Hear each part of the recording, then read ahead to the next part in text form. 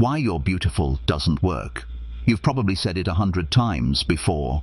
You're beautiful. It feels like the right thing to say, right? It's polite, it's affirming, it shows appreciation. But here's the truth. It's also empty. Not because beauty doesn't matter, but because those 3 words have lost their impact. They've become background noise in a woman's daily life. Compliments like that are safe, predictable, and most importantly, they don't move her.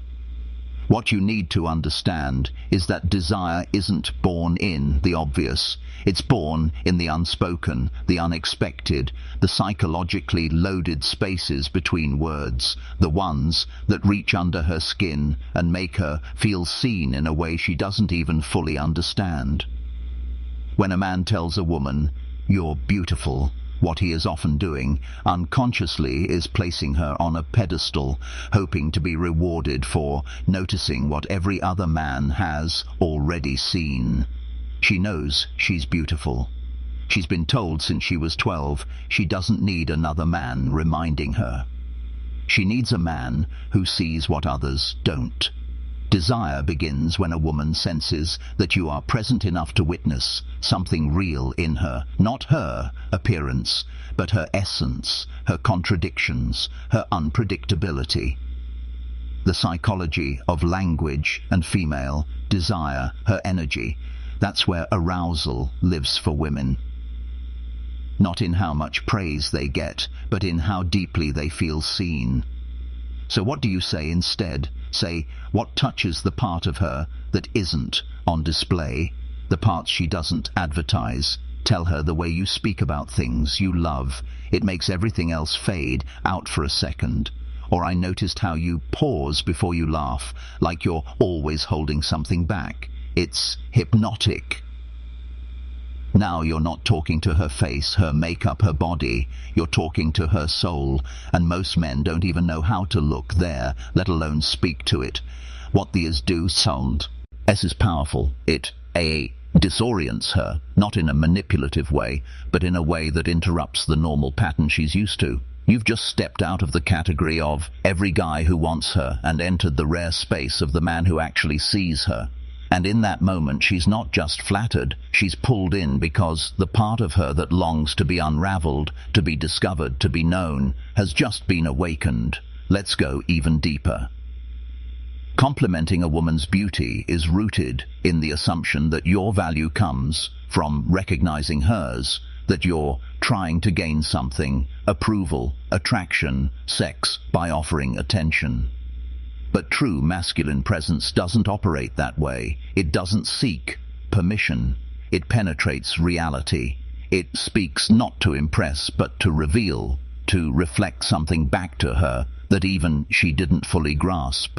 This is what Esther Perel often touches on when she talks about erotic intelligence. The idea that desire isn't about what's seen, it's about what's imagined. It's about the psychological space that opens. What women really hear when you compliment them up between 2 people. When curiosity replaces certainty, when observation replaces praise, when presence replaces performance. So next time you're with a woman, resist the urge to fill silence with praise. Let her speak, observe. Listen not just to her words, but to how she says them, her rhythm, her tone, the shift in her eyes, and then speak from that place. There's something about the way you hesitate before you answer. It tells me you think more deeply than you let on. That sentence does more for her arousal than 1,000 "you're so gorgeous" comments ever could. Why?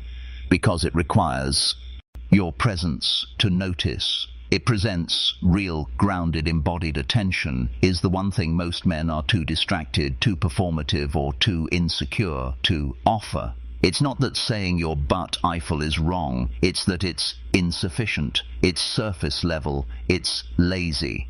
And deep down, women know it. What she wants is to be felt, not just seen. She wants to be engaged like a mystery, not a trophy, a force, not a feature. So change the script, step out of autopilot, speak to her in a way that touches what's hidden. Let her feel like you're tuning into something subtle, something sacred, not just scanning her for what's obvious. that's when desire starts to build. That's when she begins to lean in. And that's when she starts imagining what it would feel like to be fully opened by a man who actually understands the language of her inner world. Because in the end, it's not your words that get under her skin, it's your attention, sharp and specific and fearless, that does. We often think of desire as something physical, a spark, a look, a touch. And while that may be true for many men, for most women, desire is something much. How to speak to her emotional core more layered. It's emotional, psychological, even existential. It's not about what you look like or what you say at face value. It's about how you make her feel about herself when she's in your presence. And that feeling, when it's emotionally charged and deeply intimate, is what opens the door to physical longing. So if you're walking into a conversation thinking the goal is to be charming, impressive or seductive, you're already missing the point. Women don't want charm, they want connection. And what turns them on more than your words is the feeling behind your words, the attention, the curiosity, the emotional courage to be real. This is where most men get it wrong. They think sexuality is about performing, being the alpha, being bold. But what creates true arousal in a woman is emotional depth. The kind of energy that says, I'm here, I'm grounded, and I'm not a fern. Raid of who you are underneath the surface. That's the masculine presence that draws her in, not the man who rushes to prove his worth, but the one who calmly witnesses her complexity and holds space for it. It starts with your language. Are you saying things that reflect observation and presence, or are you just throwing out compliments and hoping one sticks? Think about the difference between saying, "You look amazing in that dress," versus, "There's something about the way you carry yourself when you're comfortable, like your energy fills the whole room without trying." One is surface level approval. The other is emotional precision. And precision is seductive. Because here's what no one tells you. Women are not craving validation. They are craving relevance. They want to feel relevant to you, not just as a body, but as a force. And that means engaging with the parts, the hidden power of observation versus praise of her that are rarely touched. Her ideas, her stories, her silences. When you say something that reflects that you've actually been listening, you unlock a part of her that most men never get close to. You activate her emotional imagination, and that's where desire begins. Now, I'm not suggesting you turn every interaction into a therapy session. This isn't about being heavy or intense for the sake of it. It's about being tuned in. It's about saying things that arise from your attention, not from your agenda. For example, if she's telling you about a childhood memory, don't just nod and smile. Say something like, "It sounds like that moment shaped more than just your personality, maybe even the way you protect yourself now." That's emotional depth. That's insight. And insight creates intimacy. But let's be clear, this isn't a script. You can't fake this. You can't learn a few psychological tricks and expect women to melt. This only works when you're doing the real inner work yourself. When you're present in your own body, connected to your own emotions, and not afraid to be seen. Because the more emotionally available you are, the safer she feels to open. And the more she opens, the more she wants to be close to you physically, mentally, sexually. Desire flows in the space where emotional resonance meets masculine containment. She wants to feel you, feel her. Not because you're trying to seduce her, but because you're alive enough to notice emotional presence equals sexual tension. What others overlook. You reflect her humanity, and in doing so, you become desirable, not as a body, but as an experience. You become unforgettable. This is what Esther Perel means when she says, eroticism thrives in the space where there is curiosity, where there is exploration. Most men kill curiosity by reducing interactions to goal-oriented steps. But a woman doesn't want to be figured out. She wants to be discovered moment by moment.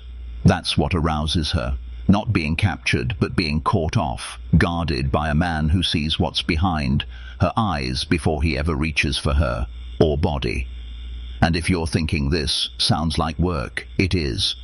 But it's the kind of work that separates men she forgets from the one she'll never stop thinking about, the one who made her feel something no one else could.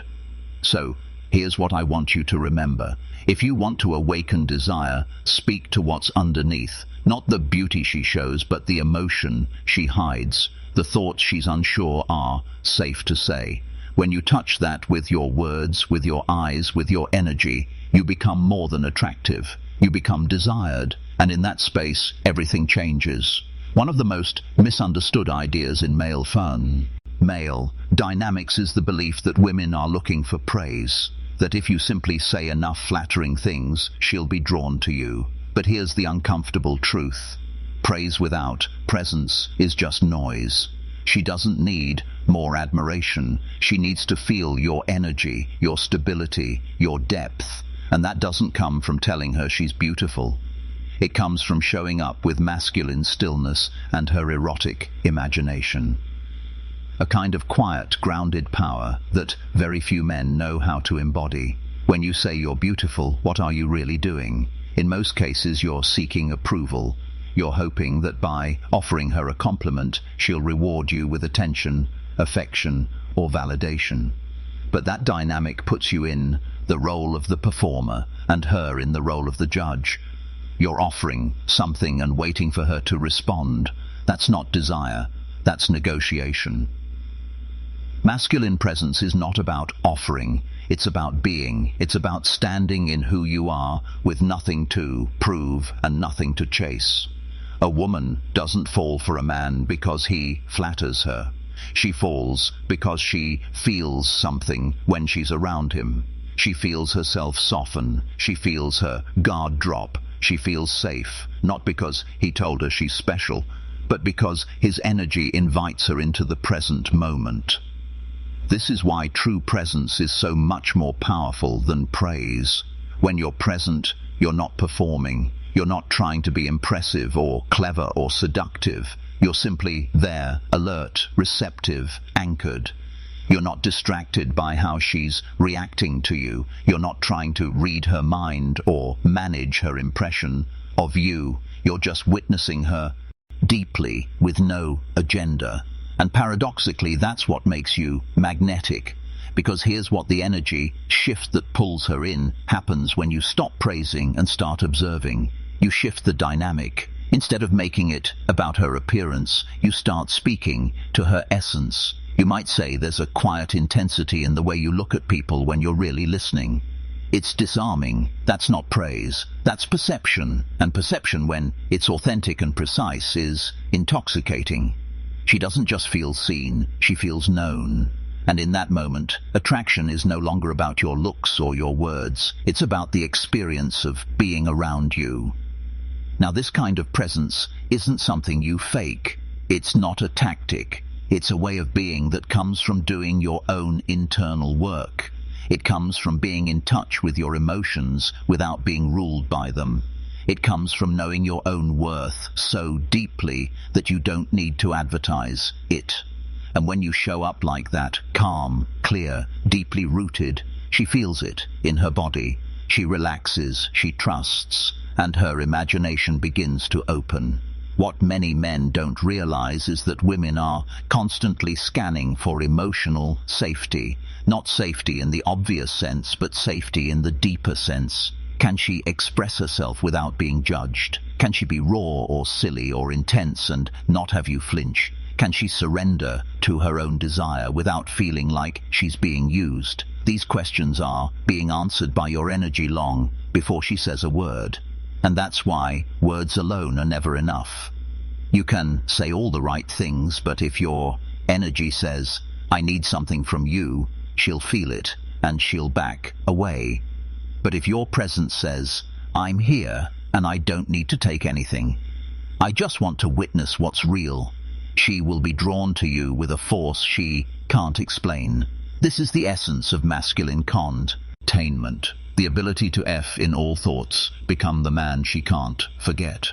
Hold space without trying to control it. You don't rush to feel silence. You don't try to steer the moment. You let things unfold. And that patience, that stillness is what allows her to feel safe enough to come toward you. Not because you pushed, but because you pulled her in, not with effort, but with essence. So stop reaching for praise. Stop defaulting to compliments. Let your words come from observation, not performance. Let your energy do the heavy lifting. Because when a woman feels your presence, when she senses your depth, when she experiences you as a man who's not trying to impress her, but to understand her, that's when the game changes. And here's what you need to remember. A woman doesn't crave a man who tells her she's beautiful. She craves a man who makes her feel irresistible simply by the way he sees her. Be that man.